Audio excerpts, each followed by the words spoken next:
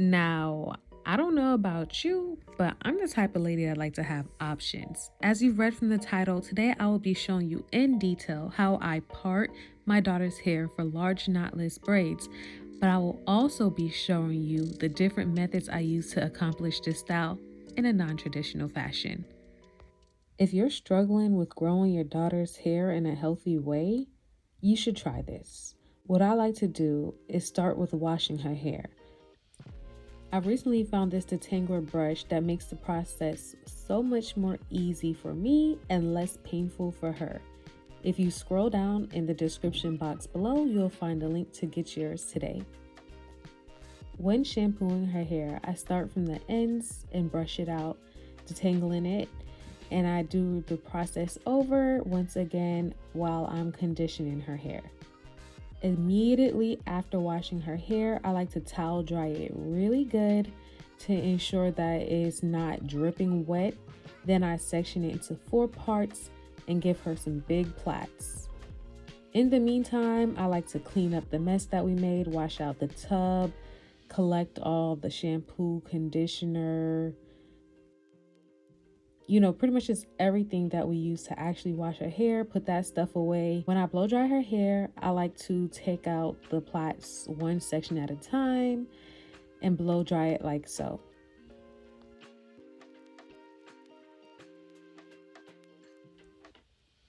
What's up, my riders? Welcome back to the channel, and if you are just stepping into the journey to Jah-Isha, hit that subscribe button and stay a while.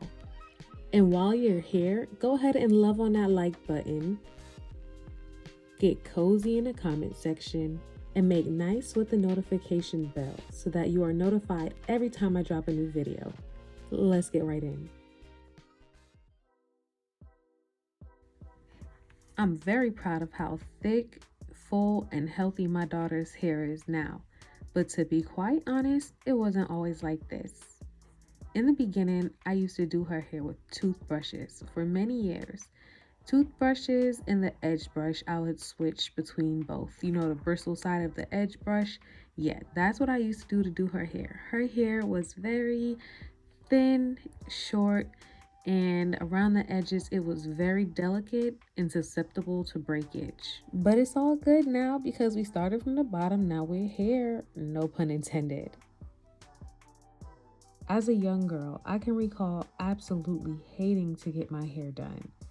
Between the knot balls all around the living room, the octopus tails on the hang time, and the kunks in my head with the comb, it was not a pleasurable experience for me.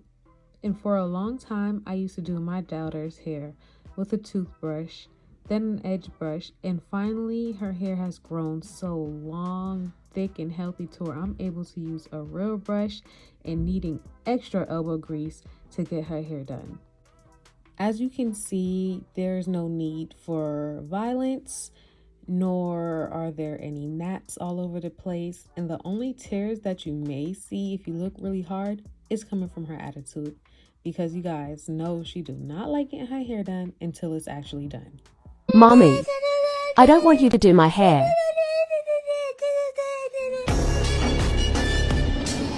It wasn't until I entered college that I realized how important it is to love and care for my natural hair.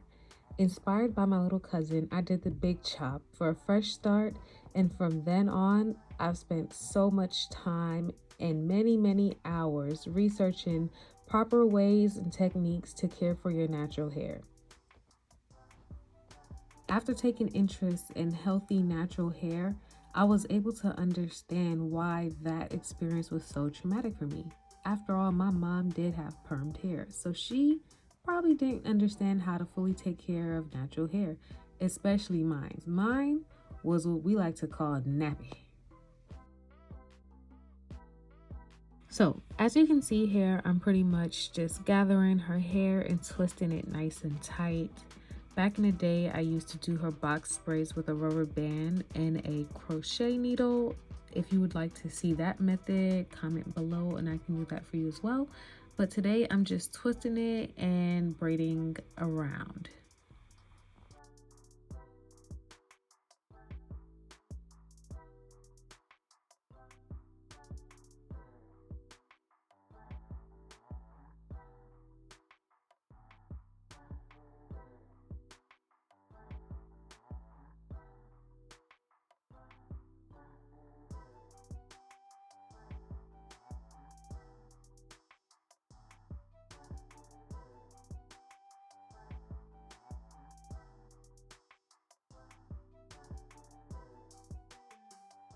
In about the third braiding motion, I guess that's a braid, I like to then pretty much just pull some hair from each of the extensions and add it to her natural hair and continue braiding.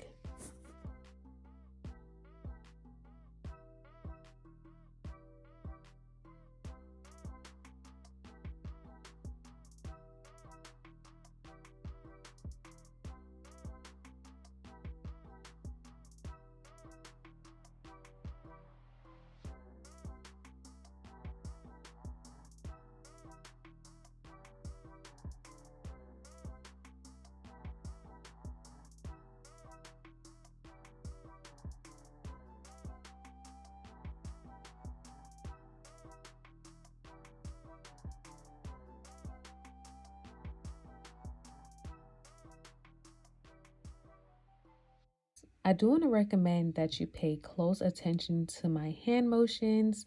If you can see, I'm tugging her natural hair with each braid so that way it don't stick out. Sometimes you'll miss and it will stick out after a few days when their natural hair starts to curl back up. But if you do it right, that should not happen.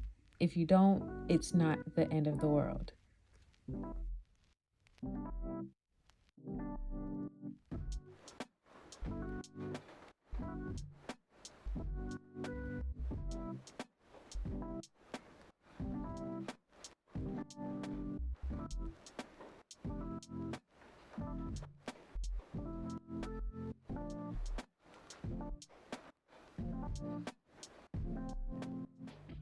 After I finish the first row, which starts about the middle of her earlobe, I then like to begin at her temple, parting the next row.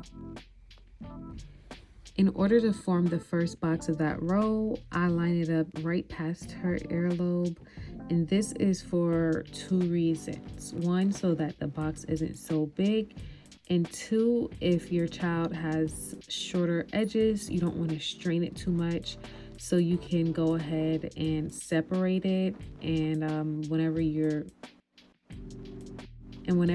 getting ready to go out or send them to school, you can just do their edges for the day without worrying about it being strained or pulled by the edges.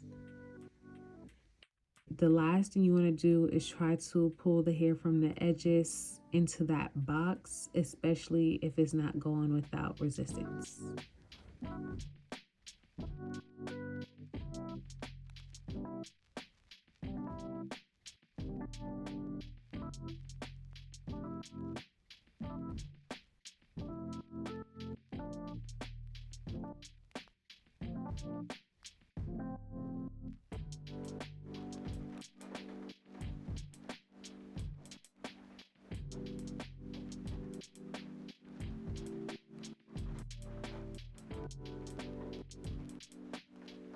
Since my baby does have really soft hair, especially around her crown, I just take the black comb that you see here to reinforce the twist, nothing special.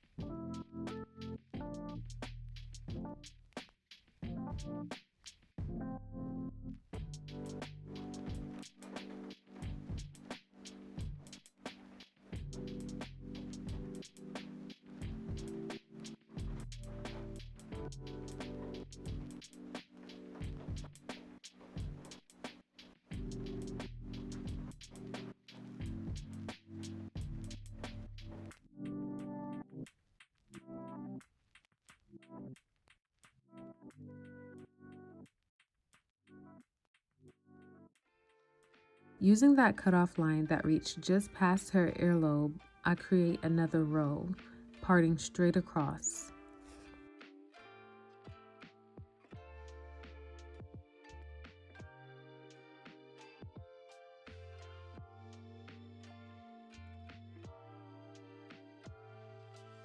Next, I like to gather the hair just to make sure that the lines are straight and the section is even.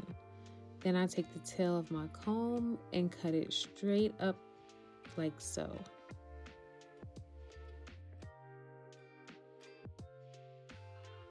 I did this part pretty big because we are doing larger braids, but it is a little easier and more manageable when you're doing smaller braids to do the same method.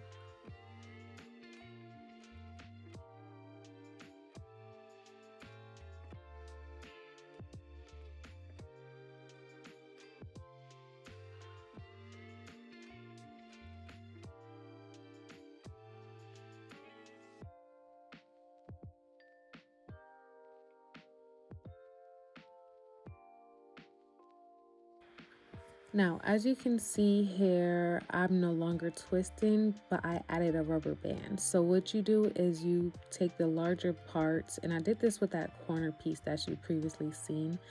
I put it in a nice ponytail and put the rubber band in it and make sure the actual hair is straight. This is the time where you want to go ahead and turn your kettle on or put that water to boil on the stove. Because you are done. I'm doing here is just trimming up the spiky pieces with a pair of scissors. Be very careful not to cut your baby's natural hair.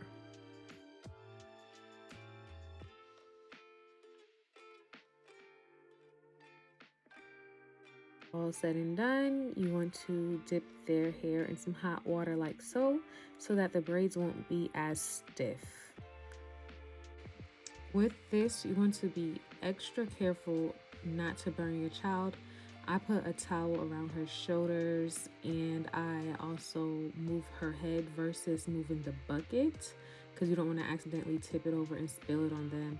Then when I'm pulling her hair out, I like to catch it with the towel and drag it so that way nothing splashes on her.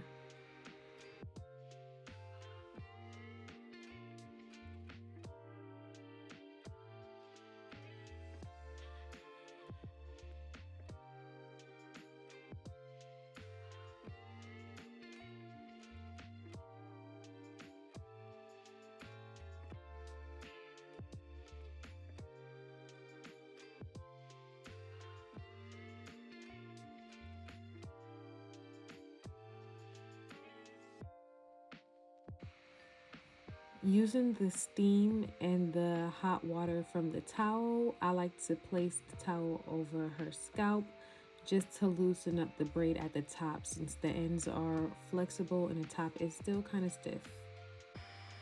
If done correctly, your child should have absolutely no act right once your hairstyle is completed. I mean, this little girl was feeling herself, and as she should. However, she was feeling herself a little too much, and we did have somewhere to go, and she absolutely showed out, and I put some beads on it. So yeah, brought her right back to her age, and she looks so adorable. And here we are 2 weeks later. Her hair still looks really good and fresh. You can see here where I missed on wrapping her natural hair. They're starting to come up a little bit. Like I said, it's not the end of the world. There are some that I did catch it, like this one here. And for 2 weeks, this hairstyle still looks really fresh. And to make it look better, do her edges. Slay them edges. Who gonna slay them edges? Mommy.